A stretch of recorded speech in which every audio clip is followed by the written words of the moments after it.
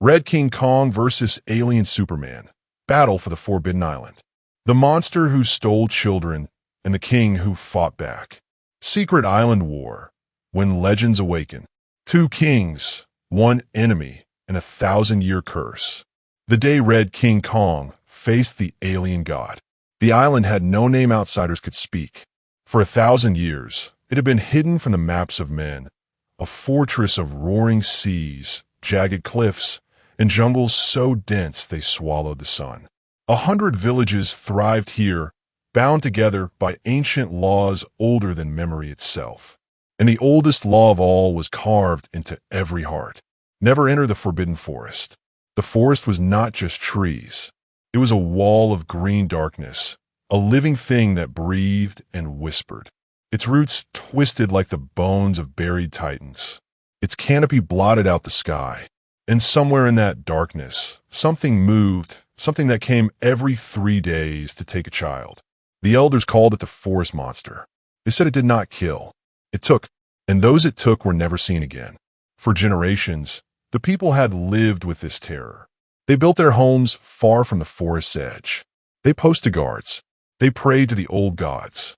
But the monster always came. Always. 3 nights ago, it came for Amina, the niece of a man named Rafik. Rafik was no warrior. He was no hunter. He was a man who fixed fishing nets, who told stories to children by the fire. But when Amina vanished, something inside him broke.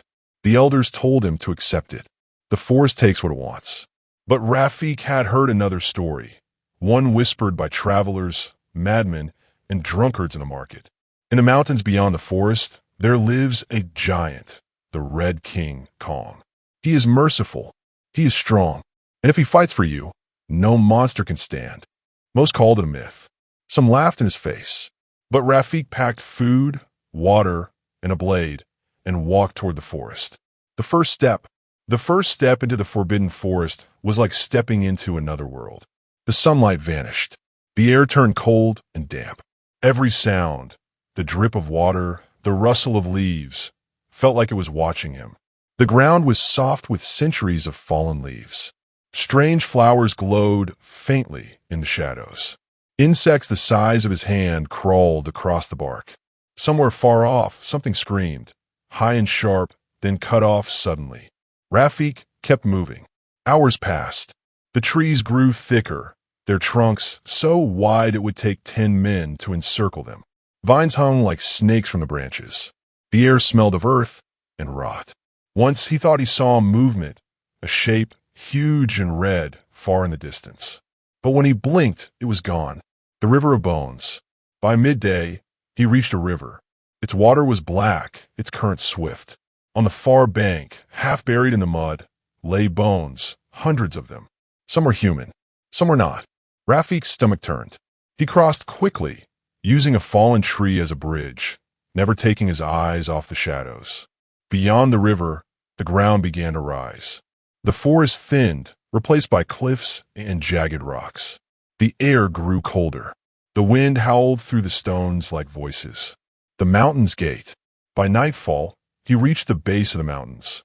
They rose like the walls of a fortress, their peaks lost in the clouds. Somewhere up there, the Red King Kong was waiting, if he was real at all. The climb was brutal. The rocks were slick with moss. The ledges were narrow, crumbling under his weight. More than once, he slipped, catching himself just before the drop. On the second day, he found signs, massive footprints in the snow, each one as wide as his chest. The prints led upward toward a canyon, the Canyon of Thunder. The canyon split the mountain in two, its walls sheer and black.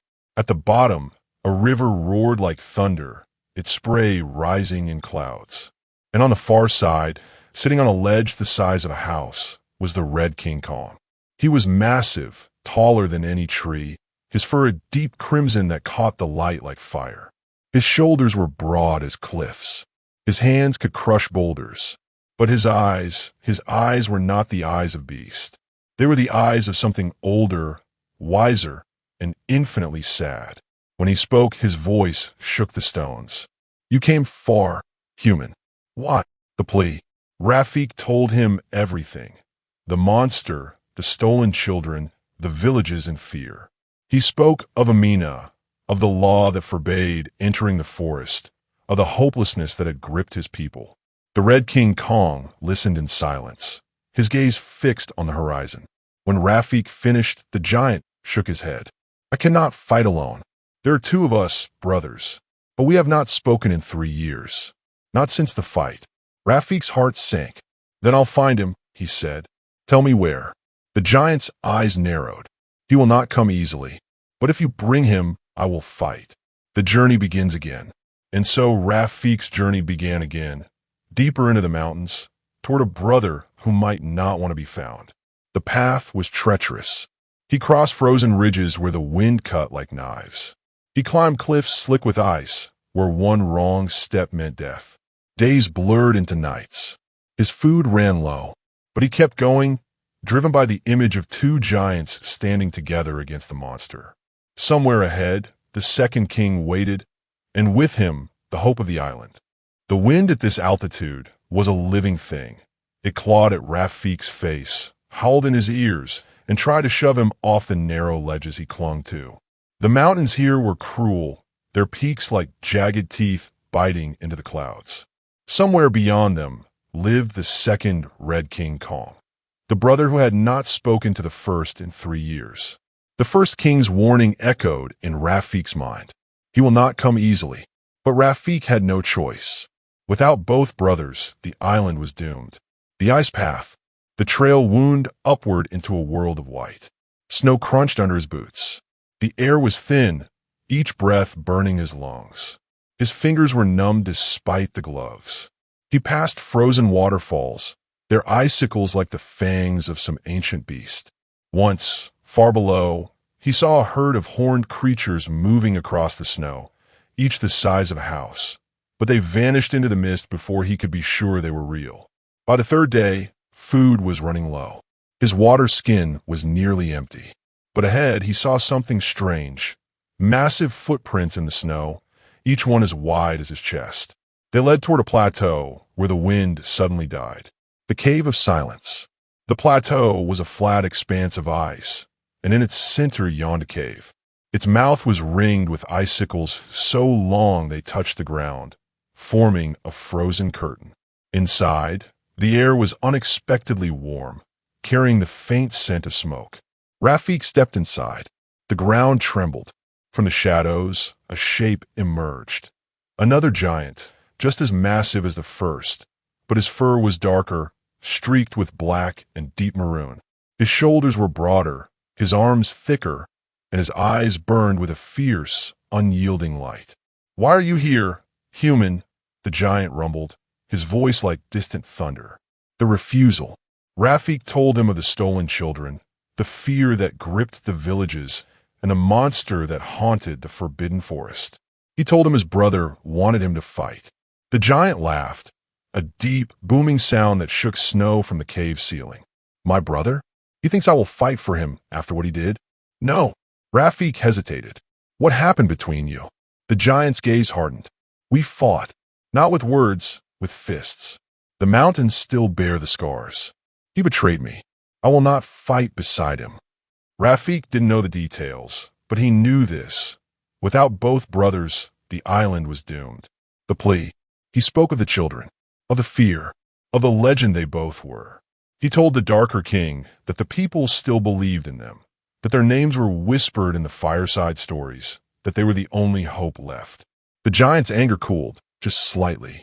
"If I return, it will not be for him. It will be for them." Rafik nodded. "Then come. The monster will not wait." The reunion. The journey back to the canyon was tense. The darker king moved like a shadow over the snow, his massive steps shaking the ground. When they reached the ledge where the first king waited, the air between them was heavy with years of silence. The two giants stood facing each other. Neither spoke. The wind howled through the canyon. Finally, the first king said, "We have an enemy." The darker king's jaw tightened. "We have many. This one is different," the first replied. "It takes children. It hides in the forbidden forest. And I believe it is not what it seems." The old man's name. Rafik stepped forward. "If you know what it is, we can fight it." The first king shook his head. We must know our enemy before we fight. The darker king nodded reluctantly. There is one who knows. The old man. Rafik frowned. Who is he? He has lived longer than any man should, the first king said. He remembers things no one else does. If anyone knows the truth, it is him. The descent. They set out together, two giants and one man, moving down from the mountains into the lower valleys. The journey was unlike anything Rafik had experienced. The giants moved with impossible speed, covering miles and minutes. They carried him when the terrain was too dangerous, their massive hands surprisingly gentle. At night, they camped in hidden valleys where the stars burned bright and cold. The brothers spoke little, but Rafik could feel the tension between them, a wound not yet healed. The edge of the island. After days of travel, they reached the far edge of the island, where the jungle met the sea. Here, the trees were twisted and ancient, their roots drinking from the salt water. In the center of a clearing stood a hut made of driftwood and bone. An old man sat outside, carving something from a piece of black stone. His skin was like leather, his hair white as snow, his eyes sharp and clear. He looked up as they approached. I was wondering when you'd come, he said. The truth revealed. The old man listened as Rafik told him everything. The monster, the stolen children, the forbidden forest. When he finished, the old man nodded slowly. I know your enemy, he said. 400 years ago, he was not a monster. He was a savior. The giants leaned in. He was an alien, the old man continued. He came from the stars, with the strength of 100 men. We called him the Superman. He protected us from invaders, from storms, from famine. But one day, he vanished. Rafik's heart pounded. What happened to him? The old man's eyes darkened. I believe something changed him, twisted him, and now, he is the one you call the monster. The brothers exchanged a look, a silent agreement forming between them. Then we will face him, the first king said. The old man shook his head. You cannot simply fight him. To defeat him, you must understand him. And to understand him, you must go where no one dares to go. He pointed toward the horizon, where the forbidden forest loomed like a wall of shadow, into the heart of the forest, to the place where he fell from the sky. The wind shifted, carrying the distant sound of something moving, something massive. The battle for the island had already begun.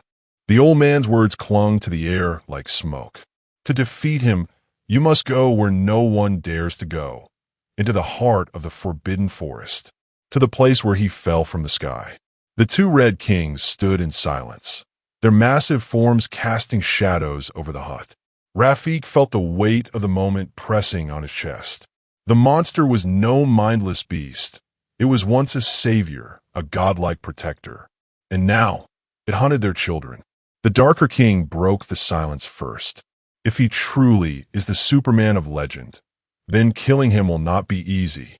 The first king's gaze was steady. We are not here to kill. We are here to end the threat. The old man's eyes narrowed. Then you must understand what changed him. The place where he landed holds the answers, but it is deep inside the forest beyond the Black River. No one who has crossed it has returned. The march begins. They left at dawn. The brothers moved like living mountains, each step shaking the ground. Rafik trotted between them, his legs burning to keep pace. The old man had given them a crude map, little more than a scrap of hide with lines scratched into it, but it was enough to guide them toward the Black River. The jungle closed in quickly. The air grew thick, heavy with the scent of wet earth and rotting leaves. Insects swarmed in clouds. Vines hung low, brushing Rafik's face like cold fingers. Every sound, the snap of a twig, the rustle of leaves, made his heart jump. The Red Kings moved without fear. Their massive hands tore through vines. Their feet crushed roots as thick as tree trunks. But even they glanced at the shadows sometimes, as if sensing eyes watching from the dark. The first attack, it came without warning. A blur of movement in the trees. Then a spear, long as a man, slammed into the ground at Rafik's feet. He stumbled back, heart pounding, as figures dropped from the branches above. They were human, or close to it. Jungle warriors, their skin painted in swirling patterns, their eyes bright with fury. Each carried a weapon carved from bone and stone. The leader stepped forward, his voice sharp. "You walk toward the Black River. Turn back." Rafik raised his hands. "We mean no harm. We seek the place where the Skyman fell." The warriors murmured among themselves. The leader's gaze flicked to the Red Kings. Giants. The old stories are true. The darker king stepped forward, his voice a low growl. "We have no time for games. Stand aside." The warriors tensed, weapons ready. For a moment, Rafik thought blood would spill. But then the leader lowered his spear. "If you go, you will die. But if you live, bring back what you find. The forest is sick. We feel it in the trees." Without another word, they melted back into the shadows. The Black River. By midday, they heard it, a deep, endless roar. The trees thinned, revealing a river wider than any Rafik had ever seen. Its water was black as oil, its surface broken by jagged rocks. The current was so strong it seemed to pull the very air toward it. The old man's warning echoed in Rafik's mind. No one who has crossed it has returned. The first king scanned the banks. "We jump." Before Rafik could protest, the giant scooped him up in one massive hand. With a roar, he leapt, clearing the river in a single bound. The darker king followed, landing with a crash that shook the ground. Rafik's heart was still racing when they set off again. The forest changes. Beyond the Black River, the forest was different. The air was colder. The trees were taller, their trunks twisted into unnatural shapes. Strange lights flickered in the shadows. Not fireflies, but something else, something that moved with purpose. The ground was soft, almost spongy, and every step released a faint, metallic smell. Rafik felt it first, a pressure in his skull, like a headache building behind his eyes. The Red Kings slowed, their movements cautious. "We are being watched," the darker king murmured. The fallen sky. By nightfall, they reached a clearing. In its center lay a crater, its edges overgrown with vines and moss. At the bottom, half buried in the earth, was something that did not belong, a massive, metallic structure, its surface scarred and blackened. Even after centuries, it pulsed faintly with light. Rafik's breath caught. "Is this?" The first king nodded. "The place where he fell." They descended into the crater. The air grew colder with each step. The light from the structure pulsed faster, as if sensing their presence. The vision. When Rafik's hand brushed the metal, the world vanished. He was standing in a city of glass towers under a sky filled with stars. A figure floated above the streets, tall, broad-shouldered, wearing a symbol on his chest. His skin had a faint alien hue, his eyes glowed gold, and his cape flowed like liquid fire. The people below cheered, their faces filled with hope. Then the sky tore open. A wave of darkness swept over the city. The figure fought, faster than sight, stronger than steel, but the darkness wrapped around him, seeping into his skin, his eyes, his mind. His screams echoed in Rafik's head. The vision shattered. He was back in the crater, gasping for breath. The Red Kings were watching him. "What did you see?" the first king asked. Rafik swallowed hard. He was a hero. Something corrupted him. The awakening. The ground shook. From the shadows at the edge of the clearing, a shape emerged. Massive, towering, his alien blue skin catching the faint light. His eyes glowed molten gold. His physique was like a god's, and a tattered black cape hung from his shoulders. The alien giant Superman. His gaze swept over them, and for a moment, Rafik thought he saw recognition, a flicker of the man from the vision. But then it was gone, replaced by cold, alien fury. "Leave," he said, his voice like a storm. "This place is mine." The Red Kings stepped forward, side by side for the first time in years. "Not anymore," the darker king growled. The alien Superman's eyes blazed. The air crackled with energy. The ground split beneath their feet. The battle for the heart of the forest was about to begin.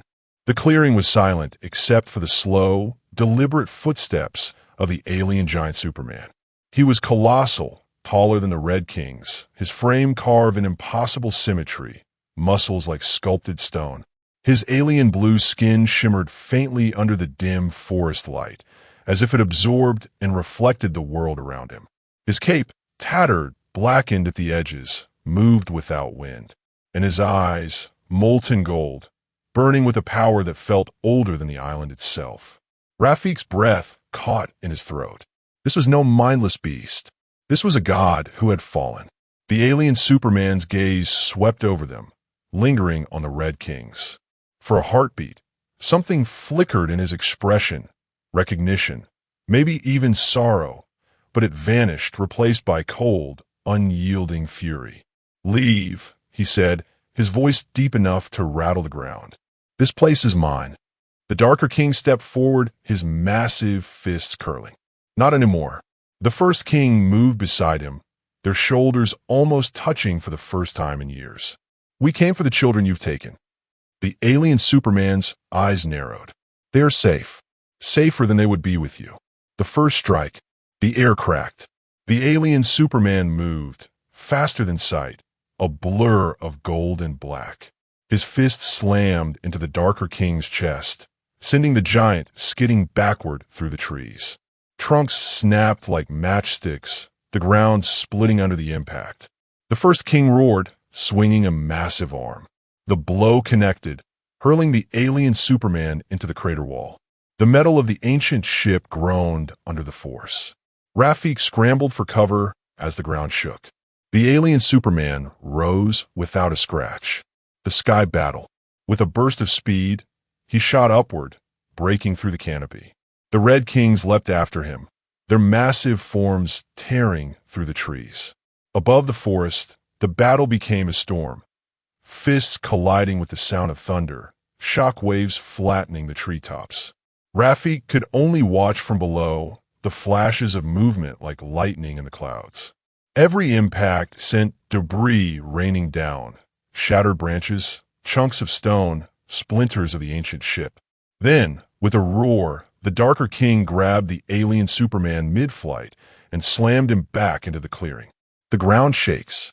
The impact carved a crater into the earth.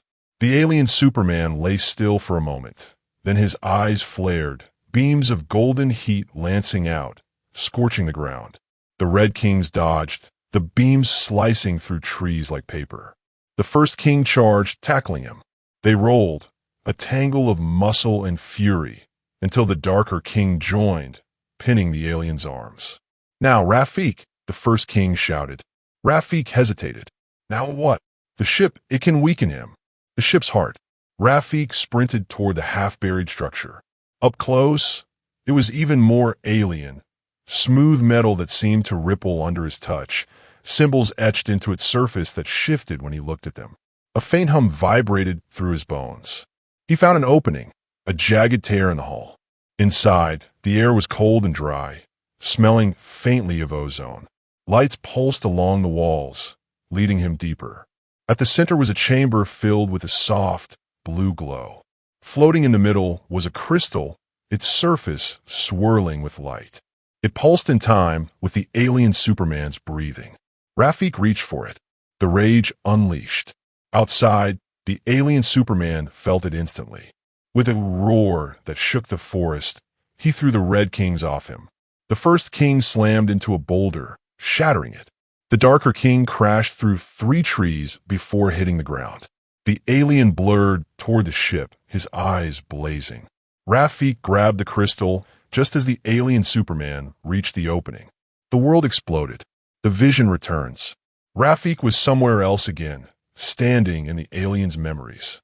He saw the Superman as he had been, a protector, a savior, lifting mountains, stopping storms, smiling as children ran to him. Then came the darkness, a black, writhing mass from the stars, whispering promises of power, of control. It wrapped around him, seeping into his mind, twisting his purpose. And then the island, the crash, the centuries of isolation, the whispers growing louder. Rafik understood now. The alien wasn't evil. He was infected. The choice. The vision shattered. Rafik was back in the chamber, the crystal in his hands. The alien Superman stood in the doorway, his chest heaving, his eyes flickering between gold and something softer. "Give it to me," he said, his voice almost human. The Red Kings appeared behind him, battered but unbroken. The first king's voice was low. If we destroy it, the infection dies. The darker king shook his head. Or it kills him with it. Rafik's hand trembled. The fate of the island and the alien rested in his grip. The final blow of the day. Before he could decide, the alien Superman lunged. The crystal shattered between them, releasing a shockwave that hurled all four into the trees. The forest screamed, branches snapping, roots tearing from the earth. The crater collapsed inward, swallowing the remains of the ship. When the dust cleared, the alien Superman was gone. The Red Kings rose slowly, scanning the shadows. He's still out there, the darker king said. Rafik nodded, his heart still pounding. And now he's angry. Somewhere deep in the forest, a roar echoed, not of rage but of pain. The battle was far from over. The forest was still trembling. Smoke curled from the crater where the alien ship had been. The air was thick with the scent of scorched earth and something stranger, a metallic tang that clung to the back of Rafik's throat. The Red Kings stood like statues, their massive chests rising and falling, eyes scanning the shadows. Somewhere out there, the alien Superman was moving, wounded, angry. The darker king broke the silence first. He's not gone. He's hunting us now. The first king's gaze was fixed on the treeling. Then we hunt him first. The old man's warning. They returned to the old man's hut before nightfall. The elder was waiting outside, as if he had known they would come. You touched the ship, he said to Rafik. You saw what he was. Rafik nodded. He was a hero. Something infected him. The old man's eyes darkened. The infection is not of this world. It is a parasite from the void. It feeds on power, twists it, makes it serve only itself. If you kill him now, the parasite will find another host. If you free him from it, you may save him. The darker king frowned. And how do we free a god from a demon? The old man's answer was simple. You must take him to the source. The source. The source was a place spoken of only in whispers, a hidden spring deep in the forbidden forest where the oldest magic of the island still lived. The water there was said to strip away all corruption, leaving only the truth of what a being was. But it was also guarded. By what? Rafik asked. The old man's gaze was steady. By the ones who were here before us. The first people. They will not let you pass unless you prove you are worthy. The first king's jaw tightened. Then we prove it. The hunt begins. They set out at dawn, moving fast. The Red Kings took turns carrying Rafik so they could cover more ground. The forest grew stranger the deeper they went. Trees with bark like glass, streams that ran uphill, flowers that opened and closed as if breathing. Signs of the alien Superman's passage were everywhere. Shattered trunks, scorched earth, deep footprints that sank into the soil like stone. But there was something else too. Claw marks on the trees, massive and deep, as if something even larger than him was following. The ambush. It came at midday, a blur of movement in the canopy. Then nets made of woven vines dropped from above, tightening around the Red Kings. Spears tipped with black stone jabbed from the shadows. Figures emerged from the trees, tall, lean, their skin painted in patterns that seemed to shift when you looked at them. The first people. Their leader stepped forward, her eyes sharp as obsidian. You seek the source. The first king nodded. We seek to cleanse one who has fallen. She studied them for a long moment. Then you must face the trial of worth. They were led to a clearing where the ground was marked with ancient symbols. The leader explained, the trial was not a fight against them, but against the forest itself. They would be sent into the labyrinth, a shifting maze of roots and stone, and only those who found the heart tree within a single day would be allowed to pass. The Red Kings accepted without hesitation. Rafik swallowed hard but followed. The moment they stepped inside, the forest changed. Paths twisted back on themselves. Trees moved when they weren't looking. Whispers filled the air, voices of doubt, fear, and temptation. The labyrinth. Hours passed. They fought through swarms of venomous insects, crossed bridges of living vines that tried to shake them off, and faced illusions of their worst memories. Rafik saw Amina, reaching for him, only to vanish when he tried to grab her. The first king saw his brother, turning away from him. The darker king saw himself alone, the mountains empty. But they pressed on. At last they found it, the heart tree. Its trunk was silver, its leaves glowing faintly in the dim light. At its base flowed a small spring, its water clear as glass. The leader of the first people appeared, smiling faintly. You have passed. The source lies beyond. The predator strikes. They never reached it. The alien Superman hit them like a meteor, dropping from the canopy with a roar that shook the ground. His eyes blazed gold, but there was something wild in them now, desperation. The Red Kings met him head-on.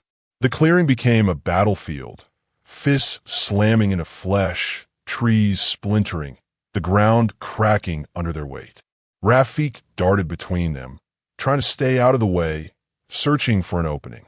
The first people watched from the shadows, their expressions unreadable. The turning point. The first king managed to lock the alien Superman's arms, holding him in place. Rafik, the source. Rafik ran. The spring was only a few steps away.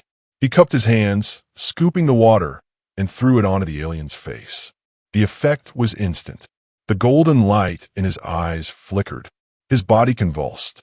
For a moment, Rafik saw the man from his visions, the protector, the savior, struggling to break free from the parasite's grip. But then the darkness surged back, stronger than before. The retreat. The parasite had felt the threat. The alien Superman roared, breaking free of the first king's hold, and unleashed a blast of energy that sent all three of them flying. When Rafik scrambled to his feet, the alien was gone again, vanishing into the forest with impossible speed. The first people stepped forward. You have the strength, their leader said, but not yet the means. The source alone cannot cleanse him. You must find the Heartstone, the core of the island's power. Only with it can the source finish the work. The Darker King's voice was grim. And where is this Heartstone? The leader's answer was a whisper. In the place where the forest dies. The oath. As night fell, they camped at the edge of the clearing. The Red Kings sat apart, their massive silhouettes outlined by the firelight. Rafik could feel the tension between them. Not the old anger, but something heavier. They had fought together again, but the enemy was stronger than they had imagined. The first king looked at his brother. We finished this. Together. The Darker King met his gaze. Together. Rafik stared into the flames. The image of the alien Superman's flickering eyes burned into his mind. Somewhere inside that monster was a hero worth saving, and he was going to bring him back. The leader of the first people's words hung in the air like a curse. In the place where the forest dies. She said no more. Her warriors melted back into the shadows, leaving the three of them, Rafik and the two Red Kings, standing in the clearing, the firelight flickering against their faces. The Darker King broke the silence.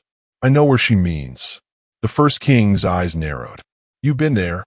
The Darker King nodded slowly.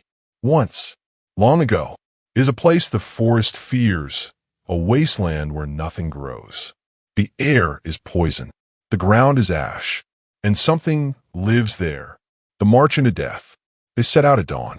The deeper they went, the more the forest changed. The vibrant greens faded to sickly yellows. Leaves hung limp, their edges blackened. The air grew dry, tasting faintly of metal and smoke. Even the constant hum of insects was gone, replaced by an eerie, suffocating silence. By midday, the trees were gone entirely. Before them stretched a barren expanse of cracked earth and jagged stone.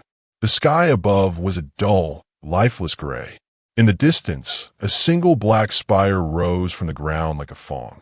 The Heartstone is there, the Darker King said. The Guardian's warning. They crossed the wasteland cautiously. The ground crumbled under their steps, revealing pits of glowing embers beneath. Strange shapes moved in the haze, shadows that didn't belong to anything visible. Halfway to the spire, a figure appeared. It was not human. Its body was made of stone and root, its eyes glowing faintly green. It stood twice the height of a man, but compared to the Red Kings it was small. Yet there was something in its presence that made even the giants pause. Turn back, it said, its voice like grinding rock. The Heartstone is not for you. The first king stepped forward. We seek to save one who has fallen. The guardian's gaze shifted to Rafik. And you? Why do you risk your life for a god who steals your children? Rafik's voice was steady. Because I've seen who he was before the darkness. And I believe he can be that again. The guardian studied him for a long moment, then stepped aside. If you take the Heartstone, you will awaken what sleeps beneath. Be ready. The spire. The black spire loomed above them, its surface smooth and cold. At its base was a narrow opening, just wide enough for Rafik to slip through. Inside, the air was colder still, and the walls pulsed faintly with light, like the inside of a living thing. The Red Kings followed, their massive shoulders scraping the walls. The tunnel spiraled downward, deeper and deeper, until it opened into a vast chamber. At the center, floating above a pool of black water, was the Heartstone, a crystal the size of a man's chest, glowing with a deep, steady light. The awakening. The moment they stepped into the chamber, the ground trembled. From the black water, something rose, a shape so massive it made the Red Kings seem small. It was a serpent, its body made of shadow and molten rock, its eyes burning like twin suns. The parasite's true form. You seek to take what is mine, it hissed, its voice echoing in their skulls. The first king roared, charging. His fist slammed into the serpent's side, sending ripples through its molten flesh. The darker king joined, their combined blows shaking the chamber. The serpent struck back, its tail whipping through the air, smashing the giants into the walls. Rafik dove aside, the impact rattling his bones. The fight for the Heartstone. The battle was chaos. The Red Kings fought like twin storms, their roars echoing through the chamber. The serpent's body coiled and struck, its molten skin burning where it touched. Every blow they landed seemed to heal almost instantly. Rafik realized the truth. The serpent was drawing power from the Heartstone itself. "We have to cut it off from a stone," he shouted. The darker king grabbed the serpent's neck, holding it in place. The first king slammed his fists into the ground, cracking the stone beneath the Heartstone's pool. Water and molten shadow spilled out, breaking the connection. The serpent screamed, a sound that made the walls shake and the air vibrate. The seizing of the stone. Rafik ran forward, leaping onto the platform where the Heartstone floated. The moment his hands touched it, a surge of energy shot through him. Visions of the island's birth, of the first people, of the alien Superman's arrival. He saw the parasite latching onto him, feeding, growing. He tore the Heartstone free. The serpent convulsed, its body collapsing into smoke and ash. The chamber began to crumble. "Go!" the first king roared. They ran, the tunnel collapsing behind them. The ground shook, the spire cracking from base to tip. They burst into the wasteland just as the spire fell, sending a shock wave across the dead land. The oath renewed. They stood in the silence that followed, the Heartstone glowing in Rafik's hands. The darker king looked at his brother. "We have what we need." The first king nodded. "Now we find him, and we end this." Rafik stared at the Heartstone, feeling its warmth seep into his skin. Somewhere in the forest, the alien Superman was still out there, wounded, infected, and waiting. And this time, they would be ready. The Heartstone pulsed in Rafik's hands like a living heart. They had crossed the wasteland, defeated the parasite's guardian, and now carried the one thing that could cleanse the alien Superman. But the island was restless. The wind howled through the trees. The ground trembled underfoot. Somewhere in the depths of the forbidden forest, their enemy was waiting. The first king's voice was low, steady. "We end this today." The darker king nodded. "No more running. No more hiding." Rafik tightened his grip on the Heartstone. "Let's bring him home." The storm gathers. They moved fast, the Red Kings tearing through the forest like twin avalanches.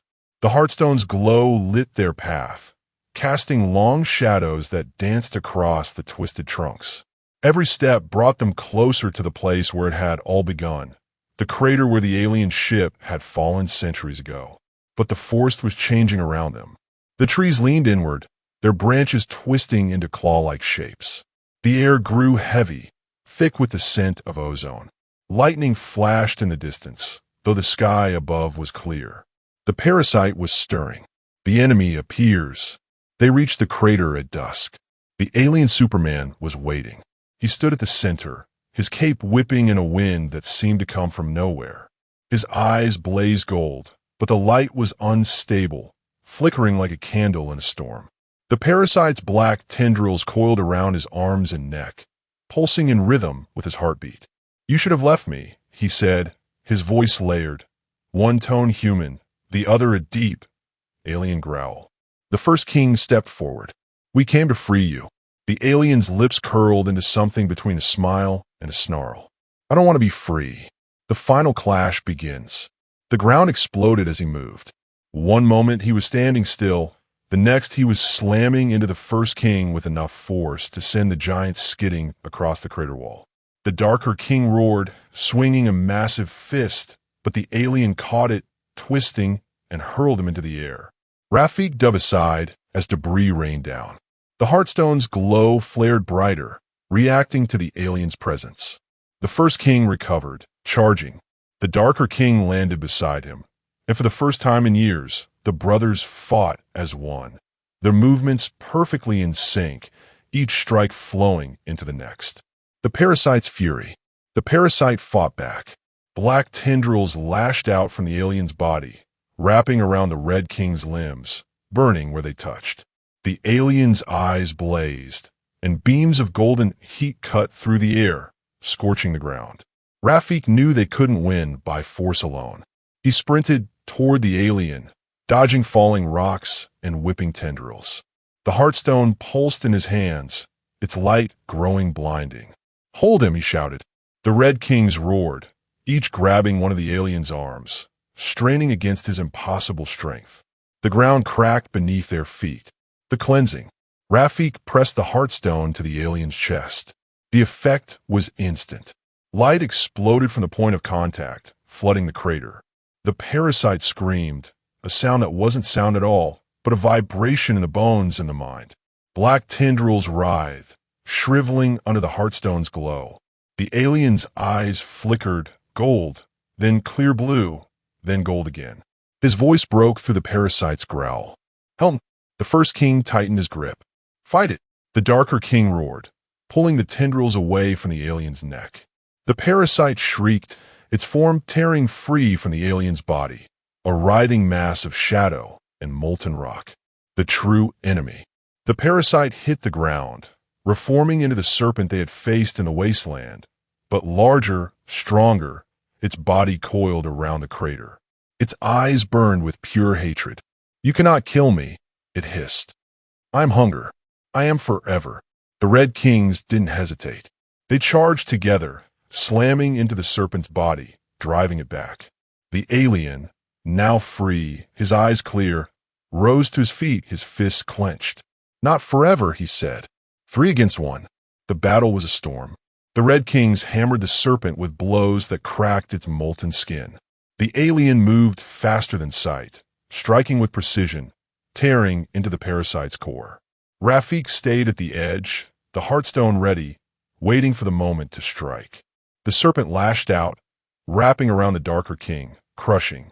The first king grabbed its tail, pulling with all his strength. The alien leapt onto its back, driving his fists into its head. "Now, Rafik!" the alien shouted. The end of the parasite. Rafik hurled the Heartstone into the serpent's open maw. Light erupted from within, tearing through its body. The parasite screamed, its form unraveling into smoke and ash. The light spread, racing along its coils, until the entire creature dissolved into nothing. Silence fell. The crater was still. The only sound was the slow, steady breathing of the 3 giants, 2 kings and 1 alien. A farewell. The alien looked at Rafik, his expression unreadable. "You saved me." Rafik shook his head. "We saved each other." The alien's gaze shifted to the Red Kings. "You fought for a world that feared you. That is strength." The first king smiled faintly. "And you fought to be yourself again. That is greater." The alien looked toward the horizon. "My place is not here anymore, but I will never forget this island." With a final nod, he rose into the air, disappearing into the clouds. The island breathes again. In the days that followed, the forest began to heal. The trees straightened, their leaves turning green again. The rivers ran clear. The children who had been taken returned, unharmed, their memories hazy, but their smiles bright. The villages celebrated, their fires burning high into the night. Songs were sung of the Red Kings, of the man who found them, and of the alien who had once been a god. Rafik stood at the edge of the forest, watching the sunrise. The Red Kings stood beside him, silent but content. The island was safe. For now.